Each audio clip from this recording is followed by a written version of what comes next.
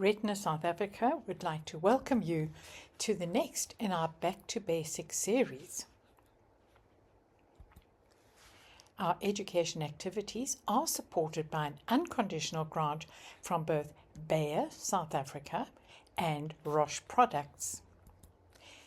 In our previous webinar, we spoke about eye movements and how just 6 small muscles in the eye allow us to gaze in all directions and for our eyes to work in sync. Today, we are going to speak about the crystalline lens, in other words, the lens in the eye.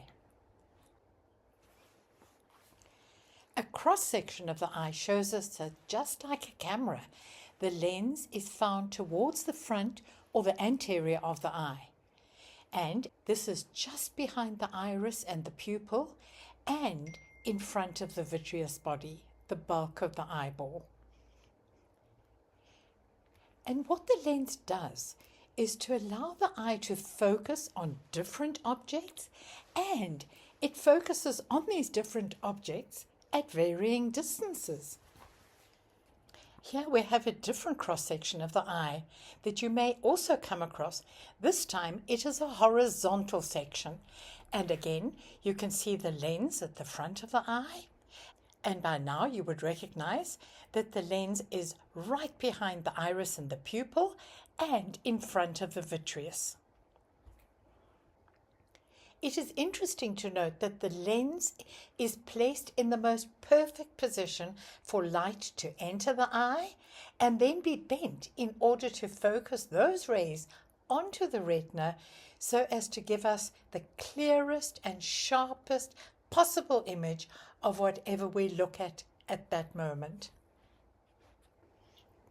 And just like the lens of a camera works, this changes according to distance and size of the object.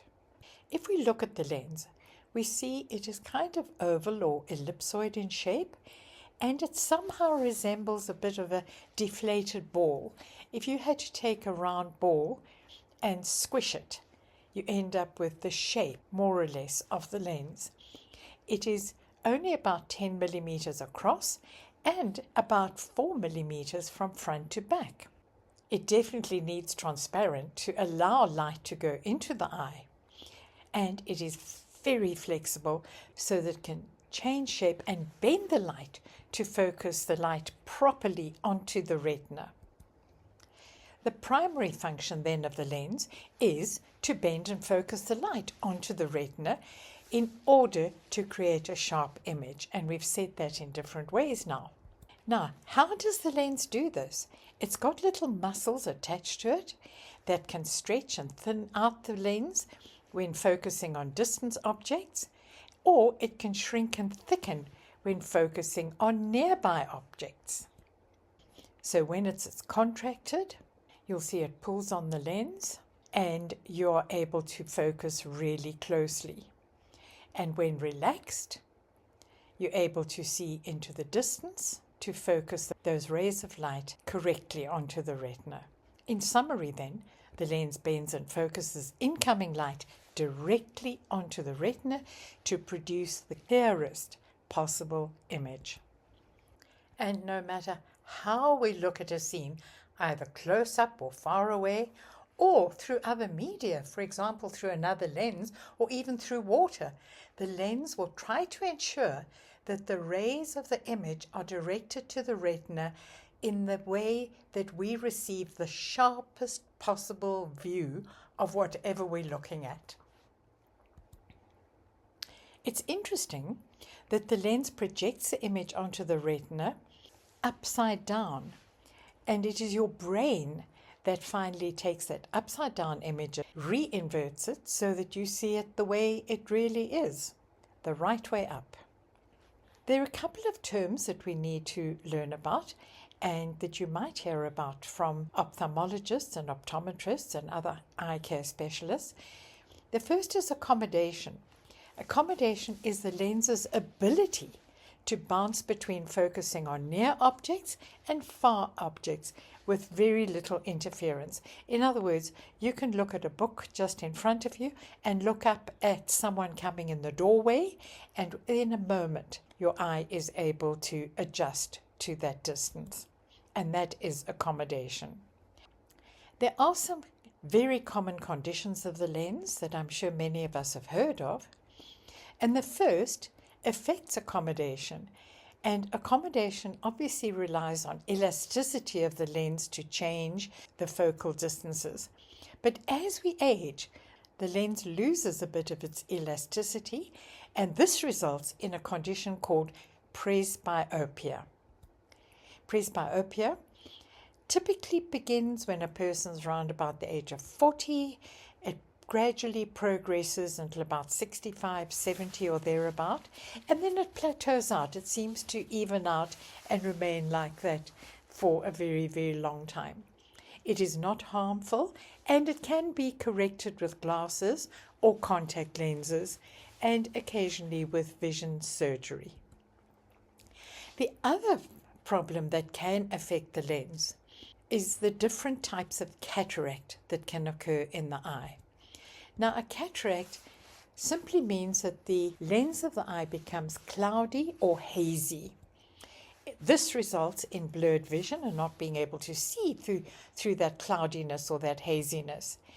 And advanced age is the leading cause, but some children may be born with congenital cataracts, and cataract surgery will remove the cloudy lens as well. It can then also be replaced with an artificial one, an intraocular lens, an IOL. You also get diabetes-related cataracts that look very, very different. Their appearance is somewhat more like a snowflake in the lens, with a typical multiple pointed starry look to it. And they are related to raised blood glucose levels that are sustained over time, and the little, you can almost call them sugar crystals, accumulate in the eye. Then very underdiagnosed, but what has been in the news recently, is a condition known as Marfan syndrome. This is a genetic disorder that affects connective tissue, which is the material between the cells of the body that give the tissues form and strength. It's found all over the body, and multiple organ systems are affected if you have Marfan syndrome, including the heart and blood vessels, the skeleton, and the eye. And a major symptom, besides the very obvious overgrowth of the long bones and the arms and legs, and the abnormal side-to-side curvature of the spine, is a dislocation of the lenses of the eye. So the person, as we said, is long and thin, but if you look into the eye, you see that the lens is not in the correct place. It has slipped out of place. In some countries, they're beginning to do routine screening of babies to detect this lens dislocation. In our next episode of Back to Basics in the Eye, we're going to talk about the chambers and the fluids in the eye. If you have any questions, please send them to headoffice@retinasa.org.za, and we will answer your questions at the beginning of the next session. Thank you.